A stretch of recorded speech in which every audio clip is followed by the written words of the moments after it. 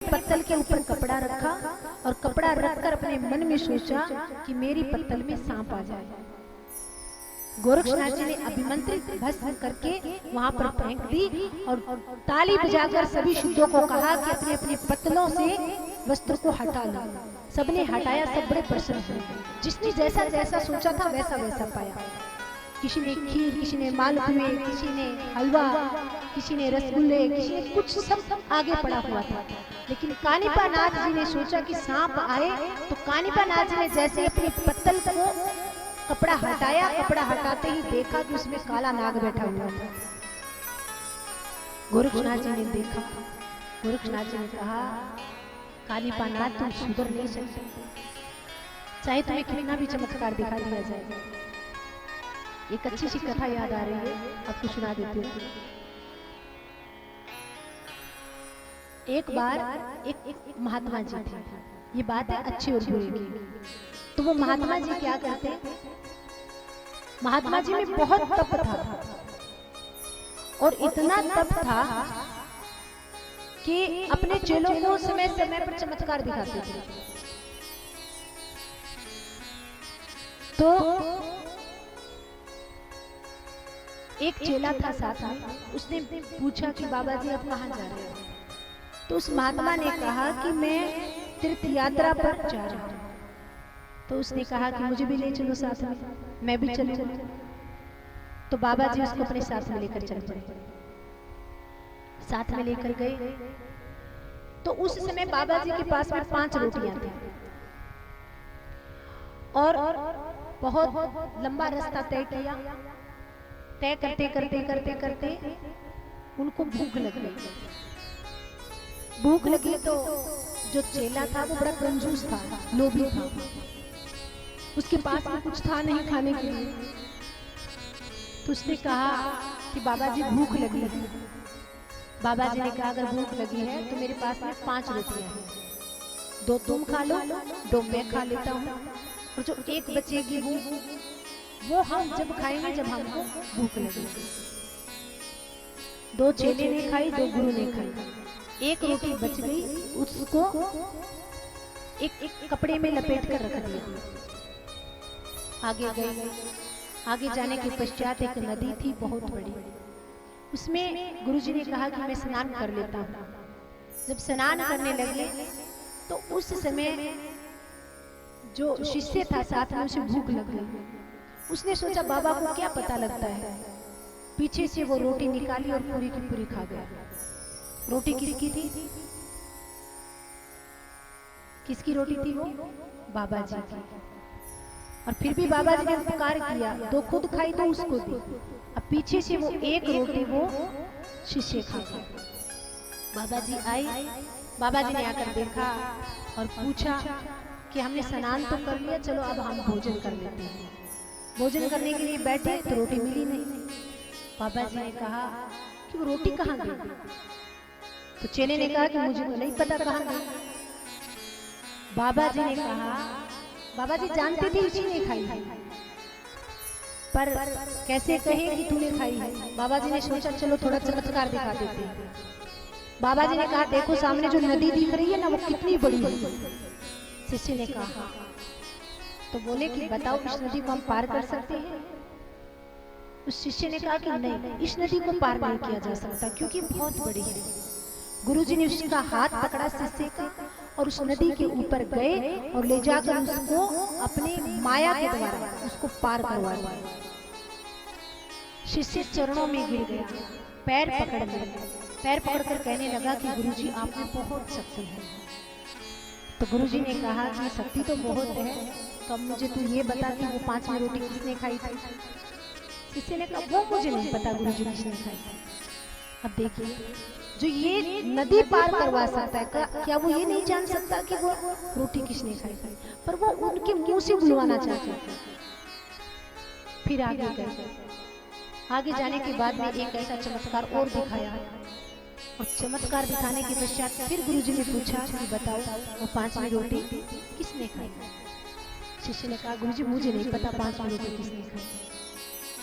लेकिन गुरुजी ने कहा कि तू मेरा चेला है तो मैं भी तेरा गुरु हूँ, तेरे मुंह से ही सुनूंगा। आगे गए, आगे जाने के पश्चात 3 सोने की ढेरी बना दी। जो भभूति की ढेरी थी उनको सोने में बदल दिया। अब चेला आया और कंजूस तो था ही, लोभी तो था ही, आकर गुरुजी को प्रणाम किया। प्रणाम करके कहा कि गुरुजी इतना सोना किसका है? गुरुजी ने कहा कि 3 ढेरियां हैं। तो बोले 3 किसके? हम तो 2 ही हैं। गुरुजी ने कहा कि ये एक तेरी है, एक मेरी है और एक उसकी है जिसने अपनी 5वीं रोटी खाई थी। शिष्य ने कहा कि गुरुजी वो 5वीं रोटी मैंने ही खाई थी। गुरुजी ने कहा कि बेटा ये मैं पहले से ही जानता था कि वो 5वीं रोटी तूने खाई थी, लेकिन तू जानता था कि मैं सब कुछ जानता हूँ, फिर भी तू मुझे बता नहीं रहा था। उसी प्रकार हम भी जानते हैं कि हमारा इस संसार में कुछ भी नहीं है, सब कुछ उस परमात्मा का है। वही देता है, वही लेता है। हरि है 1000 हाथ वाला, वो 1000 हाथों से हमें देते हैं, लेकिन फिर भी हम उस चेले की तरह कंजूस बनकर रहते हैं, सोचते हैं कि नहीं नहीं ये हमारा है। अब गुरुजी ने कहा कि बेटा मुझे धन से कोई काम नहीं, क्योंकि हम तो साधु सन्यासी हैं, ये तीनों ही ढेरियां तेरी हैं। ये कहकर गुरुजी तीर्थ यात्रा पर चल पड़े। पीछे से चोर आए। चोरों ने देखा एक आदमी है, इतना इतना सोना है, उसको मार दिया, सारा सोना वो लेकर चले गए। अगर वो संत की संगति में रहता तो वो परमात्मा तक जा सकता था, लेकिन अगर माया में उलझा रहा तो क्या माया किसी को छोड़ती? किसी को नहीं छोड़ती।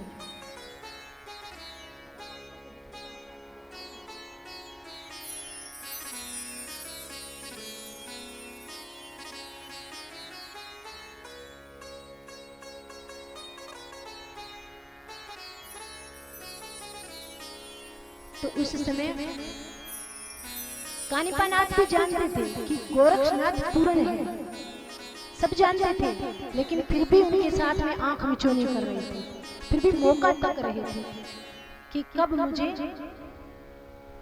पता लगे। तो उस समय गोरक्षनाथ जी ने कहा कि गोरक्षनाथ जी ने क्या कहा कि आज तुमने मर्यादा का उल्लंघन किया है, क्योंकि साधु जब भोजन कर रहे हैं तो उस समय साधुओं की जमात बैठी हुई है, और उस समय आपने क्या मांगा? सांप मांगा। तुमने मर्यादा का उल्लंघन किया है, और मर्यादा का उल्लंघन किया है तो जाओ, आज से मैं तुम्हें श्राप देता हूं कि तुमने आज पंगत के अंदर सांप मांगा है, इसलिए आज के पश्चात ये सांप ही तुम्हारे खाने कमाने का धंधा बन जाएगा। तब से कहते हैं जो सपेरे होते हैं ये कानिपानाथ जी के संप्रदाय से है। आप सपेरों को देखा होगा, सांप लेकर जो, तो ये कानिपानाथ जी का संप्रदाय है। गोरक्षनाथ जी ने इनको वरदान दिया था कि जाओ, आज के पश्चात सांप दिखाओगे और मांग कर खाओगे। फिर गोरक्षनाथ जी ने भंडारा किया, जय जयकार चारों ओर हो गई गोरक्षनाथ जी की भंडारे की। गंधर्व किन्नर सब आए, गोरक्षनाथ जी की जय जयकार करते रहे।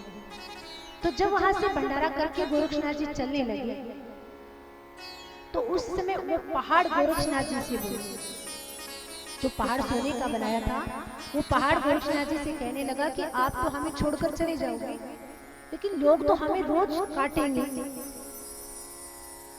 मेरा भी कल्याण करके जाओ।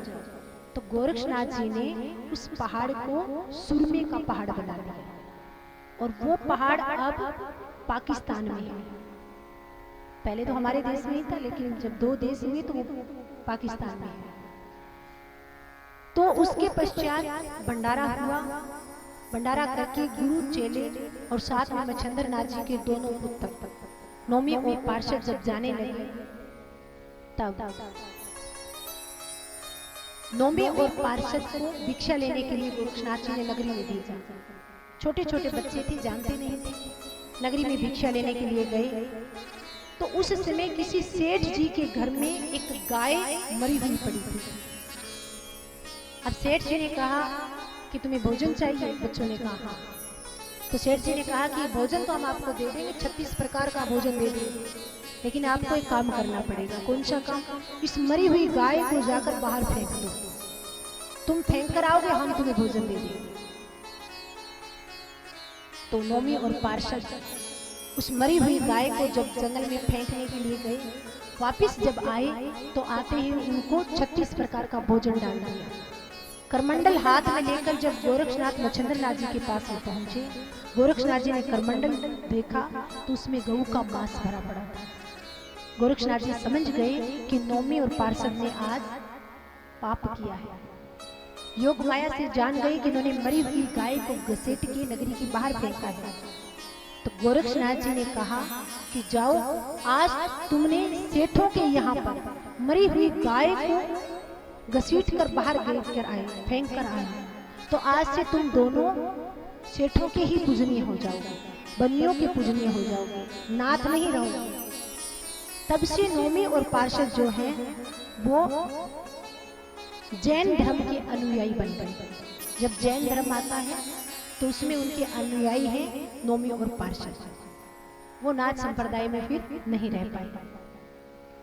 अब गोरक्षनाथ और मच्छिंद्रनाथ जी जब जाने लगे, चल रहे थे, बातें करते करते करते करते, तो सामने एक छोटी सी कुटिया दिखाई दी। सुंदर सी कुटिया थी।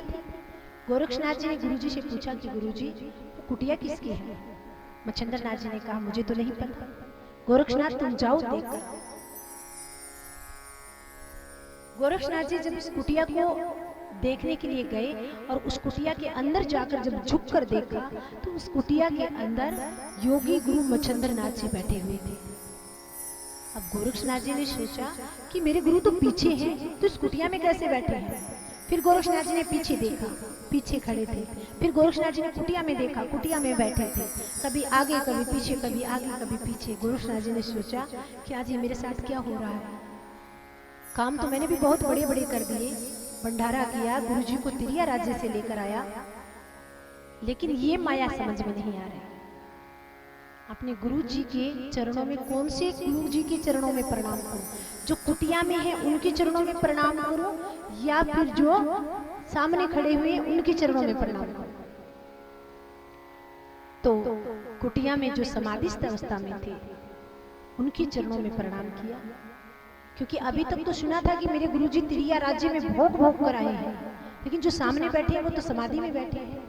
उनको प्रणाम करके कहा कि गुरुजी मुझे आपकी ये लीला समझ नहीं आ रहा। आप अपने दो रूप बनाए हुए हो, मुझे नहीं पता लग रहा कि आपका कौन सा रूप है। मच्छिंद्रनाथ जी ने आंखें खोली और आंखें खोलकर कहा कि बेटा मैं तो तभी से यही बैठा था, लेकिन जो मेरा दूसरा रूप है, मच्छिंद्रनाथ जी का नाम क्या है? माया स्वरूपी दादा गुरु मच्छिंद्रनाथ, जो माया से देह पलट लेते हैं। तो जो दूसरा रूप है उस रूप को मैंने धारण करके तिरिया राज्य का उद्धार किया था, और उस रूप को धारण करके मैं देख रहा था कि मेरा बेटा कितना पार्श हो गया है। अब वो जो माया स्वरूपी दादा गुरु मच्छिंद्रनाथ जी पीछे खड़े हुए थे वो आए और उस कुटिया के अंदर जो समाधिस्थ अवस्था में मच्छिंद्रनाथ जी हैं उनमें आकर समा गए। बोलिए दादा गुरु मच्छिंद्रनाथ जी महाराज जी की जय हो, सिद्धाने राशि महाराज जी की जय हो। चरणों में गिर गए और चरणों में गिरकर जय जयकार करने लगे, कहने लगे गुरुजी मैं आपको समझ नहीं पाया कि आपका ये कौन सा रूप है। आपके रूप तो मैंने बहुत सारे देखे, मैं तो प्रसन्न रहता था, मैं तो खुश रहता था कि मैं अपने गुरुजी को तिरिया राज्य से निकाल कर लाया हूँ, लेकिन ये रूप मैंने आज आपका पहली बार देखा है। अब चरणों में गिरकर प्रार्थना करने लगे कि गुरुजी आपकी बहुत मेहरबानी है मेरे ऊपर कि आपने मुझे अपना शिष्य बनाया है। मेरे मन में गलानी हो गई थी कि मेरे गुरु कैसे हैं जो तिरिया राज्य में भोग भोग रहे थे, लेकिन आज आपने मेरे जो घट के पर्दे थे वो सारे खोल दिए। और गुरुजी से कहने लगे आपने अपना बनाया, मेहरबानी आपकी, आपने अपना बनाया, मेहरबानी आपने अपना बनाया,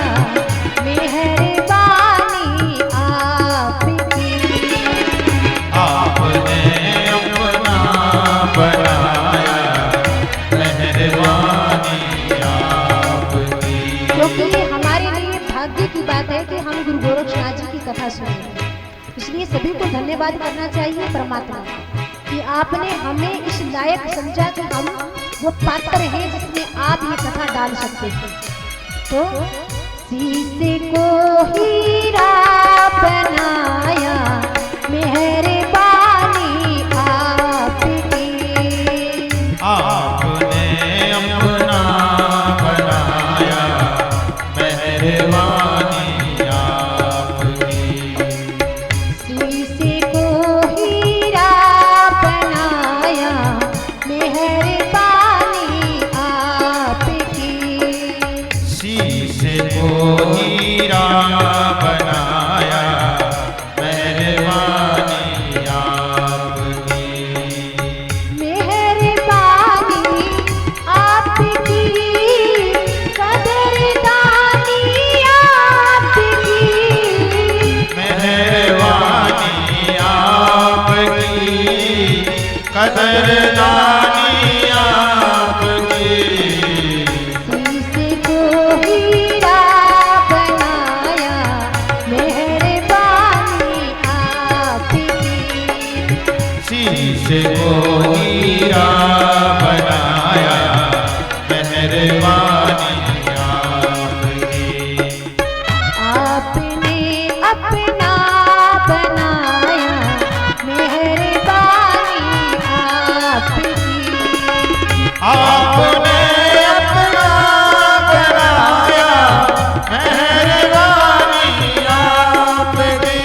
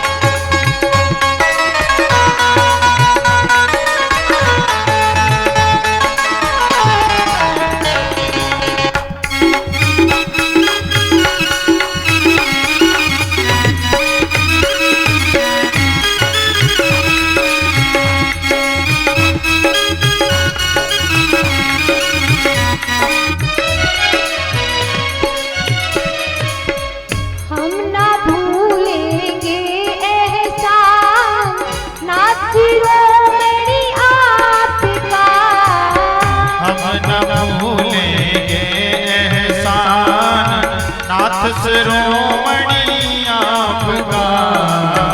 हम ना भूलेंगे एहसान नासिरोमणि आपका, हम न भूलेंगे एहसान नाथ शिरोमणि आपका।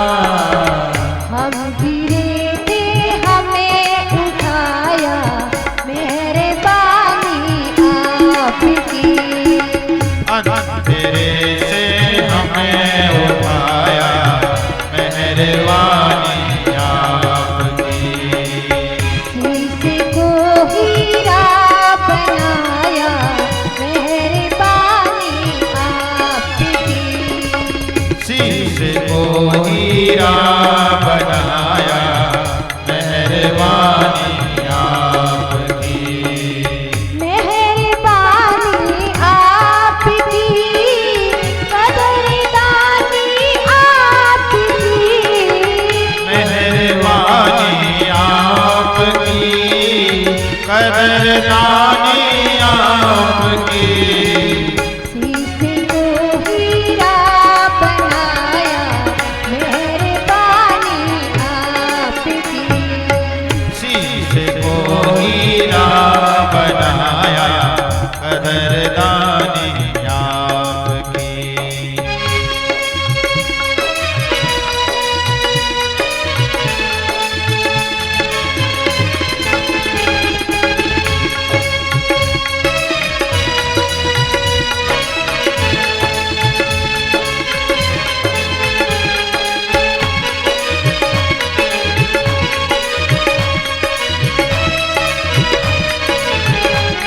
हमारे बीच में गुरु महाराज जी और राम शेट्टी जी जो आपको अच्छी अच्छी कथा सुना कर गए हैं, पहले पधार रहे हैं। एक बार उनके स्वागत के लिए जोरदार तालियां।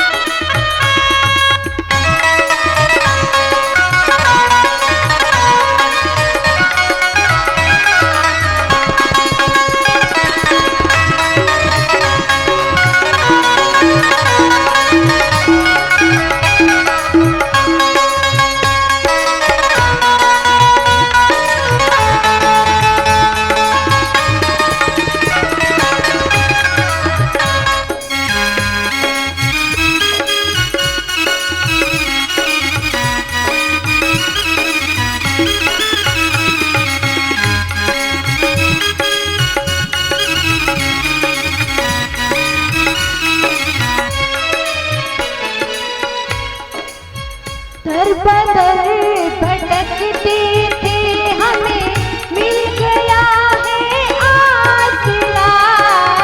दर बदर भटकते थे हम मिल गया है आसरा। दर बदर भटकते थे हमें मिल गया है आसरा। दर बदर भटकते थे हम मिल गया है आसरा। अपने चरणों से लगाया मेहरबानी आपकी।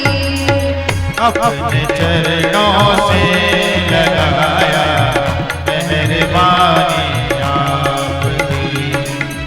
आपने अपना बनाया मेहरबानी आपकी। आपने अपना बनाया मेहरबानी आपकी। मेहरबानी आपकी कदरदानी आपकी। मेहरबानी आपकी कदरदानी आपकी। इसको हीरा बनाया मेहरबानी आपकी। शीश को हीरा बनाया मेहरबानी आपकी।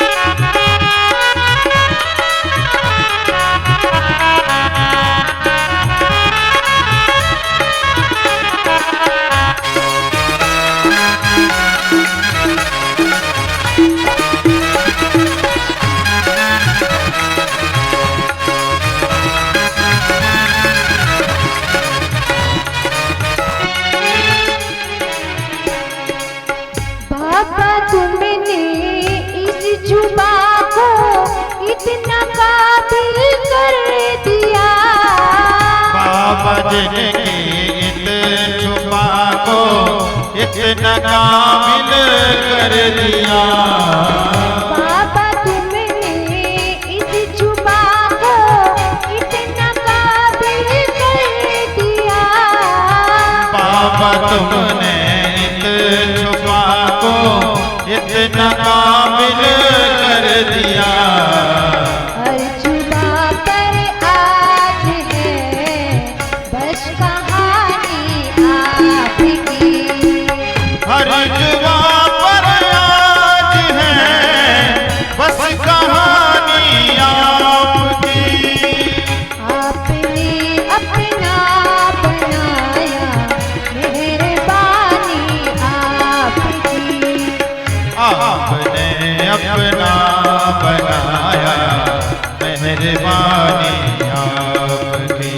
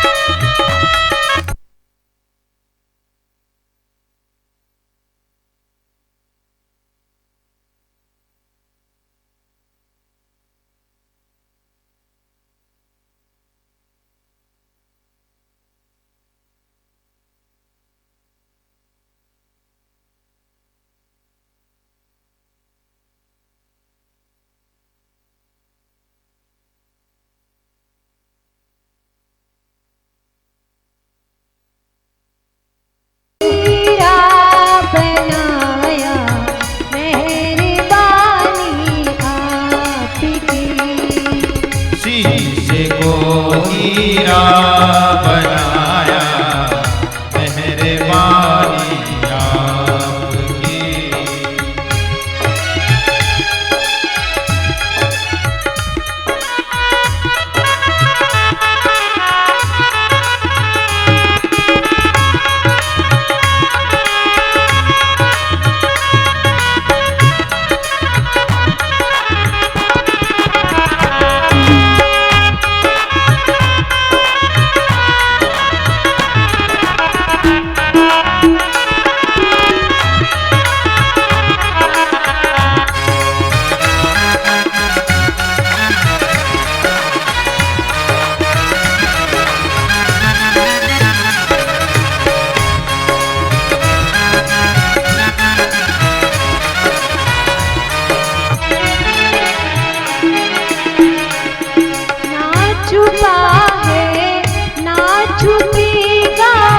सतगुरु गोरख आपसे ना चुका है ना चुकेगा, सतगुरु गोरख आपके। ना छुपा है ना छुपेगा, सतगुरु गोरख आपसे। ना छुपा है ना छुपेगा, सतगुरु गोरख आपसे। तन मन धन के साथ अपनी जिंदगानी आपकी। आपने अपना बनाया, मेहरबानी आपकी। आपने अपना बनाया, मेहरबानी आपकी। आपने अपना बनाया, मेहरबानी आपकी। मेहरबानी आपकी, कदरदानी आपकी। मेहरबानी आपकी, कदरदानी आपकी। शीश को हीरा बनाया, मेहरबानी आपकी। शीशे को हीरा बनाया, मेहरबानी आपकी। आपने अपना बनाया, मेहरबानी आपकी। आपने अपना बनाया, मेहरबानी आपकी। आपने अपना बनाया, मेहरबानी आपकी। मेहरबानी आपकी, मेहरबानी आपकी।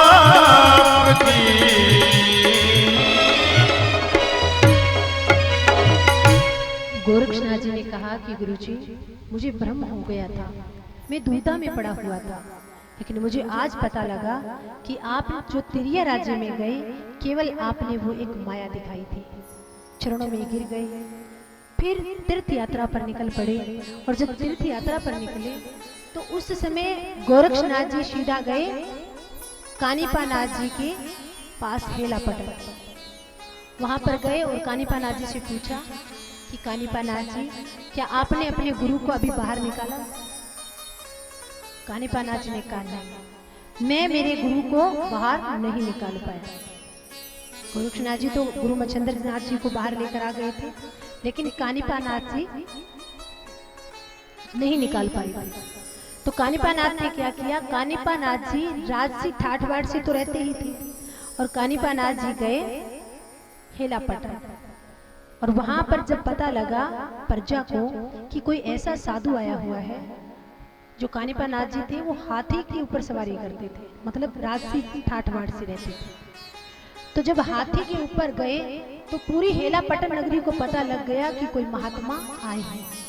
सब जय जयकार करने लगे। इस बात का पता गोपीचंद को लगा, तो गोपीचंद ने अपने मंत्रियों को भेज दिया कानीपानाथ जी को बुलवाने के लिए। गोपीचंद ये नहीं जानते थे कि जो संत आए हैं ये जालंधर नाथ जी के शिष्य हैं, क्योंकि जालंधर नाथ जी को तो उन्होंने घोड़े की लीद के नीचे दबवा दिया था। अगर पता होता तो इतना मान सम्मान के साथ कैसे लेकर आते। लेकर आए, पूजा की, आसन दिया, बैठाया। जब मैनावंती को इस बात का पता लगा कि कोई साधु नगरी में आया है, तो मैनावंती आई और मैनावंती ने आकर कानीपानाथ जी को प्रणाम किया और प्रणाम करके कहा कि गुरु भाई, आप आज आए हो, क्या आपको नहीं पता कि हमारे जो गुरु जी हैं वो कहाँ चले गए हैं? क्या आपको उनके बारे में पता है? मैनावंती ने पूछा तो उस समय कानीपानाथ जी सुनते रहे। तो पहले तो मैनावंती ने कहा कि मैं जालंधर नाथ जी की शिष्य हूँ। जब ऐसा कहा तो कानीपानाथ जी ने कहा कि आप शिष्य नहीं हो सकती। क्यों? क्योंकि मेरे गुरु किसी भी स्त्री को दीक्षा नहीं देते थे। मैनावंती ने समझाया, सारी बातें बताई कि मैं उनसे जब दीक्षा लेने के लिए गई तो उन्होंने मुझे भी दीक्षा नहीं दी, पर बार बार मैंने प्रार्थना की, मैंने बार बार कहा कि कोई स्त्री पुरुष का भेद मत कीजिए, क्योंकि हम सब आत्माएं हैं और हम सब परमपिता परमात्मा की दास हैं। तो उस समय मुझे गुरुजी ने दीक्षा दी थी, लेकिन अब मुझे नहीं पता 12 साल हो गए गुरुजी कहाँ चले गए। पास में खड़े खड़े गोपीचंद जी सुन रहे हैं। कानीपानाथ जी ने गोपीचंद की तरफ देखा और गोपीचंद की तरफ देखकर कहा कि मैया, हमारे गुरु कहीं गए नहीं, बल्कि हमारे गुरु इसी नगरी में हैं। मैनावंती ने कहा कि नहीं, इसी नगरी में होते तो मुझे भी पता होता, मैं राजमाता हूं यहाँ की, वो इस नगरी में नहीं है। कानीपानाथ जी ने कहा, मैनावती तुम कुछ नहीं जानती, इसी देश के राजा ने इसी राज्य के अंदर उसने कुएं के अंदर दबाकर ऊपर घोड़ों की लीद से भरवा दिया है। ऐसा सुनते ही गोपीचंद समझ गए कि अब कानीपानाथ जी को पता लग गया है। मैनावंती रोने लगी, कहने लगी, नहीं नहीं, आपको कोई भ्रम हुआ है, आप इस बात को समझ नहीं पाए। क्यों? क्योंकि मैंने उनसे दीक्षा ली है और मैं तो अपने पुत्र गोपीचंद को उनसे दीक्षित करवाकर उन्हें अमरत्व का वरदान दिलाने वाली थी। मेरा बेटा ऐसा काम नहीं करेगा। मेरा बेटा तो खुद चाहता था कि वो अमरत्व का वरदान प्राप्त करेगा। कानीपानाथ जी ने गोपीचंद की तरफ देखा और देखकर कहा कि अब ये छुपा छुपाई का खेल बंद करो गोपीचंद, अपनी माँ से कहो और बताओ कि हमारा गुरु कहाँ है। गोपीचंद थर-थर कांपने लगे, चरणों में गिर गए और गिरकर कहने लगे कि गुरुजी मुझे माफ कर दो, मुझसे बहुत बड़ी गलती हुई है। मैं अपनी पत्नियों के बहकावे में आकर मैंने ऐसे सिद्ध, ऐसे योगी, ऐसे सन्यासी के ऊपर संदेह किया जो एक सिद्ध है। मैंने उनको नगरी के अंदर कुएं में दबवा रखा है। बस इतना सुना, सुनते ही कानीपानाथ क्रोधित हो गए। आग बबूला हो गया। तो उस समय मैनावंती चरणों में गिर गई और मैनावंती कहने लगी कि आप इसे माफ कर दीजिए। कानीपानाथ ने कहा कि मैं तो इसे माफ कर दूंगा, लेकिन मैनावंती तुम अपने गुरु को नहीं जानती, उनका तेज कितना है। जब भी उनको पता लगेगा वो इनको जलाकर भस्म कर देंगे। चरणों में गिरी मैनावंती, रोने लगी, प्रार्थना करने लगी कि गुरुओं के पास में हर चीज का समाधान होता है। अगर वो क्रोध करते हैं तो वो समस्या का हल भी करते हैं। अगर वो क्रोधित होना जानते हैं तो वो जीव को भवसागर से तारना भी जानते हैं।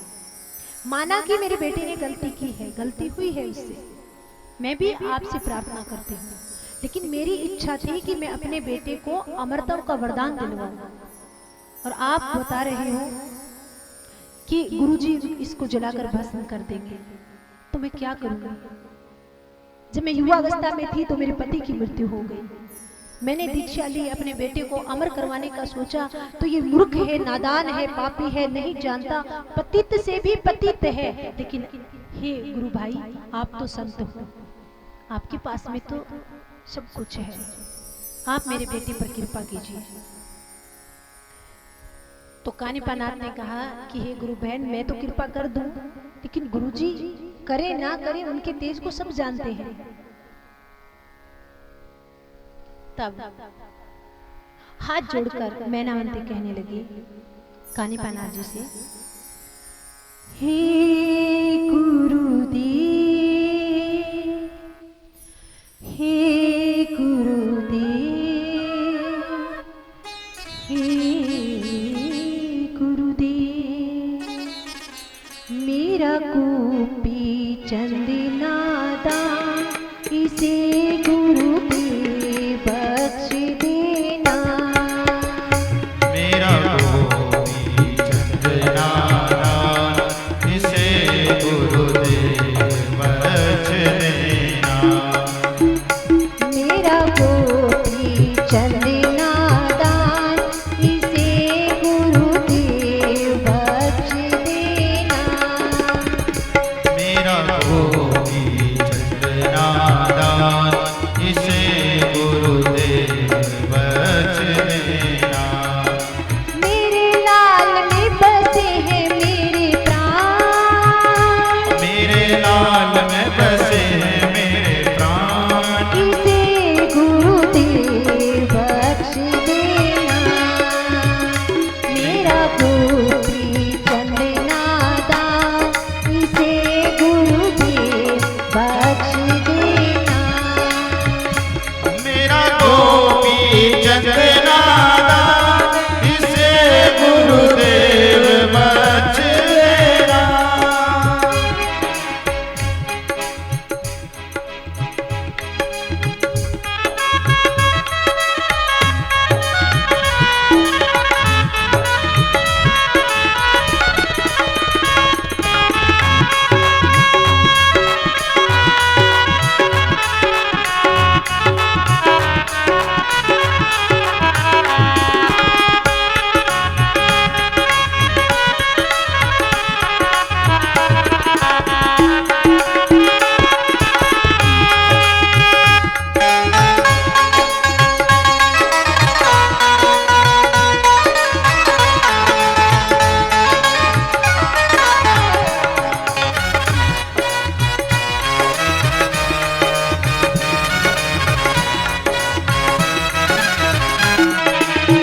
माना कि इसने गलती की है, इसने ऐसी गलती की है कि जिसके लिए माफी नहीं मिल सकती। पर आप मेरी तरफ भी देखिए कि छोटी सी उम्र में गोपीचंद के पिताजी मर गए थे, और तब से लेकर कटक साला मर मर के पाला गोपीचंद को हमने। कटक साला मर मर के पाला गोपीचंद को हमने। कैसे जीवोगी कैसे पियोगी दिन लाल के दुख के गम में। कैसे जीऊंगी कैसे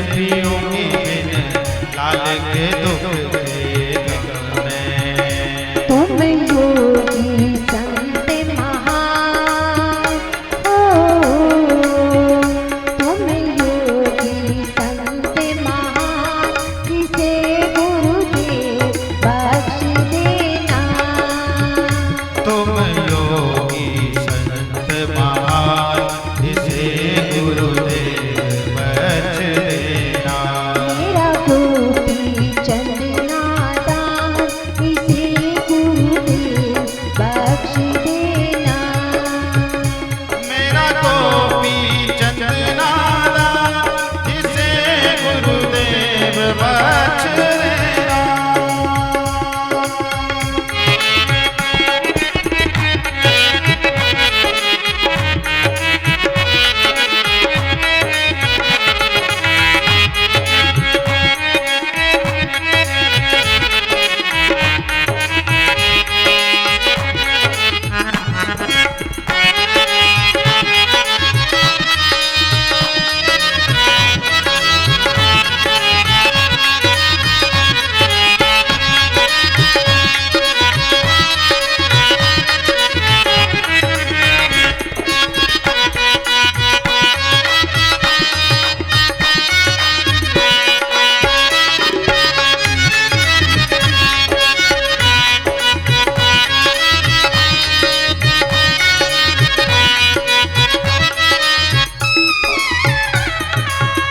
गलती कितनी बड़ी की है, इसने गलती छोटी नहीं की। ऐसा नहीं है कि मैनावंती कह रही है कि मेरे बेटे ने कोई गलती नहीं की, नहीं, मैनावंती कह रही है कि इसने बहुत बड़ी गलती की है। संत सताया जुल्म में कमाया, सजा भी मिलनी चाहिए। संत सताया जुल्म कमाया, सजा भी मिलनी चाहिए। संत सताया जुल्म कमाया, सजा भी मिलनी चाहिए। संत सताया जुल्म कमाया, सजा भी मिलनी चाहिए। पर है गुरुजी, इसको सजा मिलनी चाहिए, इसने गलती की है, इसने संत सताया है। लेकिन दुखिया नारी है तपधारी, मेरी विपदा भी टलनी चाहिए। दुखिया नारी है तपधारी, मेरी विपदा भी टलनी चाहिए। मैं भूलूं नहीं एहसान हो, मैं नहीं भूलूं एहसान, इसे गुरुदेव बख्श देना। मेरा गोपी चंद नादा, इसे गुरुदेव बख्श देना।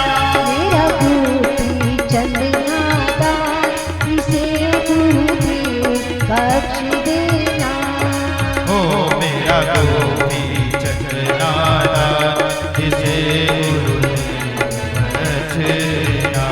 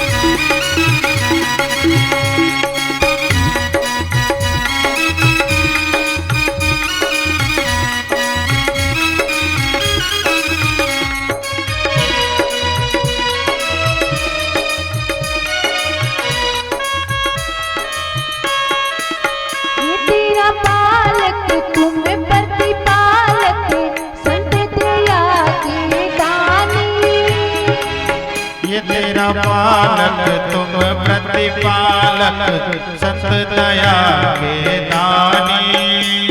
कि संत जो होते हैं वो दया के दानी होते हैं। उनके पास सबसे बड़ा जो धन होता है, जो अमूल्य वस्तु होती है, वो होता है दया। ये तेरा पालक तुम प्रतिपालक, संत दया के दानी। ये तेरा पालक तुम प्रतिपालक,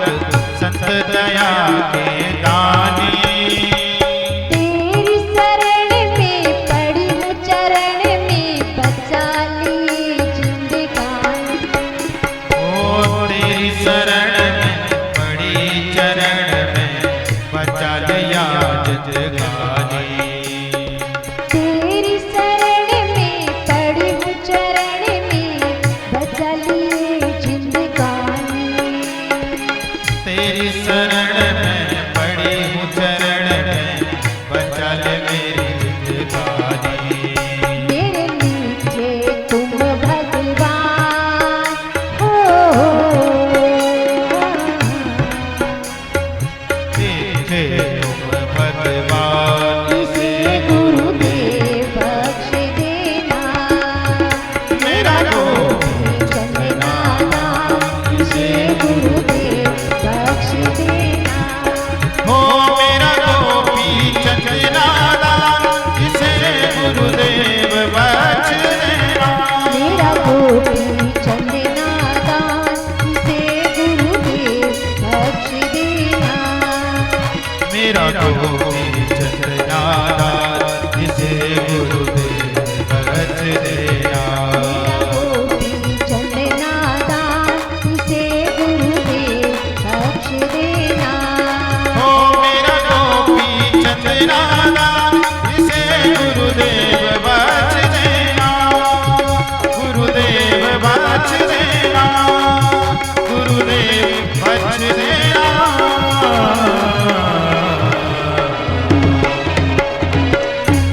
बोलिए श्री शंभुज्योति गुरु गोरक्षनाथ महाराज की जय हो। श्री भानीदास जी महाराज की जय हो।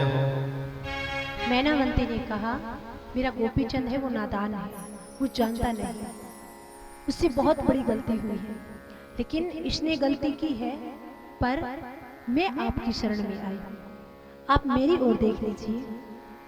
मैंने अपने पुत्र को अमरत्व का वरदान प्राप्त करवाने के लिए बहुत यत्न किया, लेकिन होता वही है जो भाग्य में लिखा होता है। लेकिन भाग्य की लकीरों को भी बदल देते हैं, उनका नाम होता है संत। तो आपके चरणों में मैं लेकर आई हूँ और आपसे मेरी प्रार्थना है कि आप इसे बचा लीजिए। कानीपानाथ जी ने कहा कि गुरु बहन मैं भी जानता हूँ, पर हमारे गुरुजी का तेज है, उसका नहीं पता कि हम उससे बचा पाएंगे कि नहीं बचा पाएंगे। क्या किया जाए, बैठे हैं सोच रहे हैं, तब वहां पर गुरु गोरक्षनाथ जी आ जाते हैं और गुरु गोरक्षनाथ जी को आदेश किया कानीपानाथ जी ने, और आदेश करके कहा कि हे गोरक्षनाथ जी, मुझे समझ नहीं आ रहा, एक तरफ मेरे गुरुजी हैं और दूसरी तरफ मेरी गुरु बहन है, तो मैं गोपीचंद को कैसे बचाऊं? क्योंकि जालंधर नाथ जी का तेज बहुत है। क्या पता उन्हें जब पता लगे कि गोपीचंद ने उन्हें कुएं के अंदर घोड़ों की लीद से भरवा दिया था, तो जब पता लगे तो पता लगते ही हो सकता है वो इन्हें भस्म कर दे। आप हमारी इसमें मदद कीजिए। तो गोरक्षनाथ जी आए। गोरक्षनाथ जी ने कहा गोपीचंद को कि चलो गड्ढे को खोदना शुरू करते हैं। लेकिन गड्ढे को खोदे कैसे? जैसे ही गड्ढे को खोदते रात को वो अपने आप भर जाता। तो उस समय गोरक्षनाथ जी ने गोपीचंद को अपने पास बुलाया और गोपीचंद जी के 5 पुतले बनाए और 5 पुतले अलग अलग धातुओं के बनाए। और जो असली के गोपीचंद है उनके माथे पर चिरंजीव भस्म को अभिमंत्रित करके उस भस्म को उनके माथे पर लगा दिया। चिरंजीव मतलब अजर अमर भस्म को, जिसके ऊपर किसी की कोई विद्या असर ना कर सके। अमर मतलब कोई मार ना सके। ऐसी भस्म अभिमंत्रित करके गोपीचंद के माथे पर लगा दी और 5 पुतले 5 धातुओं के बना दिए। अब गड्ढे के पास गए, गड्ढे को खोदना शुरू किया। अंदर से आवाज आई और अंदर से आवाज आई कि कौन?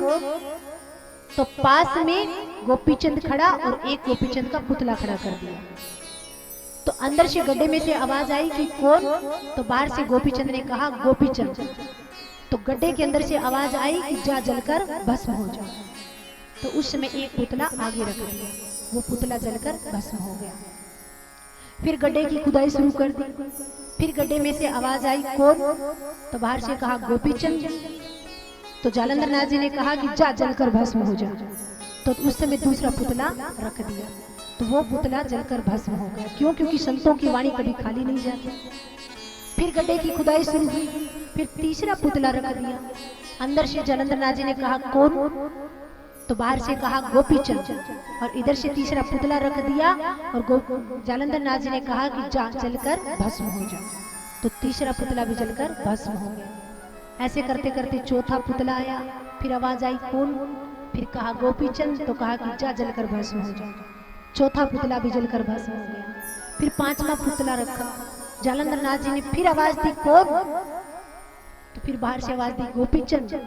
अब गोपीचंद जानते हैं कि मेरा वरदान खाली नहीं जा सकता, तो फिर गोपीचंद ने कहा कि जा जलकर भस्म हो जा, फिर पांचवा पुतला जलकर भस्म हो गया। अब जब छठा नंबर आया तो गोपीचंद को खड़ा कर दिया गोरक्षनाथ जी ने। फिर अंदर से आवाज आई कि कौन, तो बाहर से कहा कि गोपीचंद। अब जालंधर नाथ जी ने सोचा कि गोपीचंद ऐसी क्या चीज है कि कब से मैं जलकर भस्म होने का बोल रहा हूँ और मेरा जो वरदान है वो कभी खाली जाता नहीं, जो मेरे वरदान से भी नहीं मर रहा। छठी बार जब जालंधर नाथ जी ने कहा कौन, तो बाहर से आवाज आई कि गोपीचंद। तो उस समय जालंधर नाथ जी ने कहा कि जा अमर हो जा। देखिए ऐसी होती है माताएं जो अपने पुत्र को अमर होने का वरदान आज अपने ही गुरु से दिलवाती। युक्ति किसने लगाई, योग युक्ति में होए प्रकाशा, सदा करे संतन तनवासा। योग युक्ति नाथों के पास होती है। गोरक्षनाथ जी जब आए तो युक्ति बताई और युक्ति के द्वारा गोपीचंद को अमर करवा दिया। बाहर आए तो चरणों में गोपीचंद जी गिर गए और चरणों में गिरकर पूजन किया, क्षमा याचना की और फिर कहा कि गुरुजी आप मुझे दीक्षा दीजिए। अब